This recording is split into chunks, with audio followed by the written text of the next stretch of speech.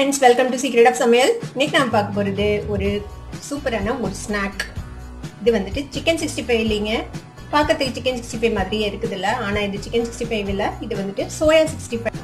இந்த கொரோனா டைம்ல உங்களுக்கு சிக்கன்லாம் வாங்குறதுக்கு கொஞ்சம் பயமா தான் இருக்கு, சிக்கன் வாங்கி செய்யறதுக்கு. அதுக்கு பதிலாக நாம வந்து இந்த மாதிரி சோயாலாம் நம்ம ட்ரை பண்ணலாம். 65 ரொம்பவே சூப்பரா இருக்கும். கிட்டத்தட்ட சிக்கன் மாதிரியே ஒரு டேஸ்டும் கொடுக்கும் இந்த சோயா 65. ப்ரோட்டீன் ரிச்சும் கூட, குழந்தைங்களுக்கு ரொம்பவே நல்லது. குழந்தைங்களுக்கு ஒரு வெரைட்டியான ஸ்நாக் கொடுத்த மாதிரியும் இருக்கும் நீங்க இதை செஞ்சு கொடுத்தீங்கன்னா.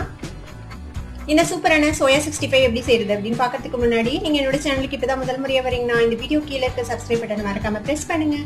பக்கத்துல இருக்கிற நோட்டிபிகேஷன் பெல்லையும் மறக்காம கிளிக் பண்ணிடுங்க. அப்பதான் என்னோட ஃபியூச்சர் நோட்டிபிகேஷன்ஸ் உங்களுக்கு உடனே வந்து சேரும். சரி வாங்க இப்போ இந்த டேஸ்டியான சோயா 65 எப்படி செய்யலாம்னு பார்க்கலாம். சோயா சங்க்ஸ் 65க்கு வந்துட்டு இந்த மாதிரி சோயா சங்க்ஸ் எடுத்துக்கோங்க. இதை வந்துட்டு நம்ம ஹாட் வாட்டர் போட்டு நம்ம ஊற வச்சுக்க போறோம். இப்போ தண்ணியை நல்லா கொதிக்க வச்சு வச்சிருக்கேன். இப்போ இந்த தண்ணியை வந்துட்டு இதுல ஆட் பண்ணிடுங்க. இது ஒரு 10 நிமிஷம் இப்படியே ஊறட்டும். அதுக்கப்புறம் இது நல்லா ஊறினதுக்கு அப்புறம் சாஃப்ட் ஆனதுக்கு அப்புறம் இது நம்ம வந்து நல்லா புழிஞ்சு எடுத்துட்டு போறோம். இது நல்லா இம்மர்ஸ் பண்ணி வச்சுடுங்க. இந்த மாதிரி இப்படியே ஊறட்டும் ஒரு 10 நிமிஷம். அதுக்கப்புறம் நம்ம வந்துட்டு இது புழிஞ்சு எடுத்துடலாம். இப்போ நம்மளோட சோயா வந்துட்டு நல்லா ஊறிடுச்சு பாருங்க, பெருசு பெருசு ஆயிடுச்சு. இப்போ என்ன பண்றோம்னா இந்த தண்ணியை வந்துட்டு நம்ம ட்ரெயின் பண்ணிட்டு நார்மல் வாட்டர்ல நல்லா ஒரு 2-3 வாட்டி அலாசிட்டு நல்லா புழிஞ்சு எடுத்துட்டு போறோம்.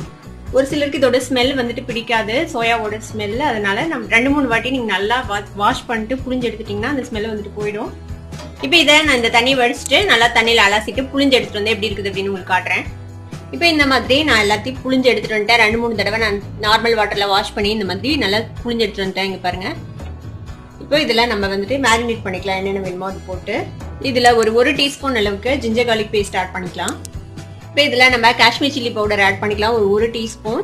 அதுல கலர் எதுவும் ஆட் பண்ண போறது இல்லை, அதனால நான் காஷ்மீர் சில்லி பவுடர் போடுறேன். உங்களுக்கு வந்துட்டு இது கலர்ஃபுல்லா வேணும் அப்படின்னு நினைச்சீங்கன்னா நீங்க கொஞ்சமா இதுல ஆரஞ்சு ரெட் கலர் ஆட் பண்ணிக்கோங்க. இது 1 டீஸ்பூன் அளவுக்கு நான் காஷ்மீர் சில்லி பவுடர் சேர்த்துக்கிறேன். 1/4 டீஸ்பூன் கரம் மசாலா பொடி சேர்த்துக்கலாம். ஒரு 1/4 டீஸ்பூன் அளவுக்கு பெப்பர் பவுடர் சேர்த்துக்கோங்க. ஒரு 1/2 டீஸ்பூன் அளவுக்கு மல்லித்தூள் சேர்த்துக்கலாம். ஒரு 1/4 டீஸ்பூன் அளவுக்கு சாட் மசாலா பவுடர் ஆட் பண்ணிக்கலாம். சாட் மசாலா பவுடர் வந்துட்டு ஆப்ஷனல் தான், உங்களுக்கு வேணும்னா ஆட் பண்ணுங்க, இல்லைன்னா அவாய்ட் பண்ணிக்கலாம். இல்லை கொஞ்சமா நம்ம லெமன் ஜூஸ் விட்டுக்கலாம். ஒரு 1/2 பழத்தோட எலுமிச்சம்பழம் சாறு பிழிஞ்சு வச்சிருக்கேன். இப்போ அதை ஆட் பண்ணிக்கலாம். இதுல ஒரு டேபிள் ஸ்பூன் அளவுக்கு தயிர் ஆட் பண்ணிக்கலாம். புளிப்பில்லாத தயிர், நல்லா கெட்டி தயிரா ஆட் பண்ணிக்கோங்க. கொத்தமல்லி தலை இந்த மாதிரி சாப் பண்ணி வச்சிருக்கேன் நல்லா ஃபைனா. கொத்தமல்லி தலையும் இதுல ஆட் பண்ணிக்கலாம். இதுல பைண்டிங்காக நம்ம வந்து கார்ன்ஃபிளவர் ஆட் பண்ண போறோம். இது வந்துட்டு ஒரு 3 டீஸ்பூன் அளவுக்கு கார்ன்ஃபிளவர், அந்த கார்ன்ஃபிளவர் இதுல சேர்த்துக்கலாம். ஒரு 2 டீஸ்பூன் அளவுக்கு மைதா மாவு, அதையும் இதுல ஆட் பண்ணிடலாம். இது வந்து அரிசி மாவு, 1 டீஸ்பூன் அளவுக்கு அரிசி மாவு சேர்த்துக்கலாம் ஒரு கிறிஸ்மஸ்க்காக. இப்போ இதுக்கு தேவையான அளவுக்கு உப்பு சேர்த்துக்கலாம். இப்போ இது எல்லாத்தையும் நம்ம வந்து ஒன்னா மிக்ஸ் பண்ணிக்க போறோம்.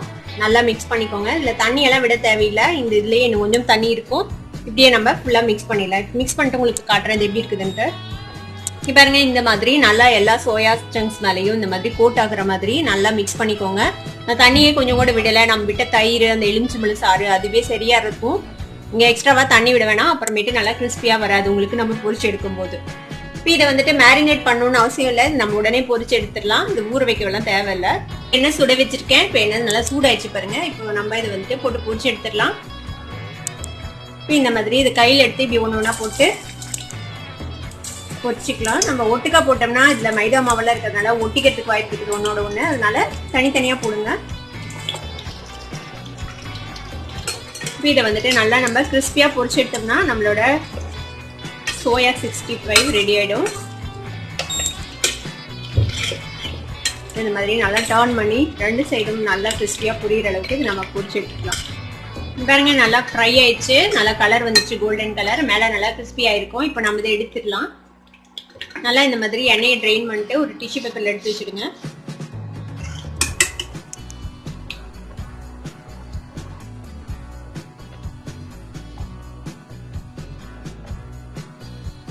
இங்க பாருங்க, நம்மளோட கிறிஸ்பியான சோயா 65 ரெடி ஆயிடுச்சு. இதே மாதிரி நம்ம எல்லா சோயா 65 பொரிச்சு எடுத்துடலாம்.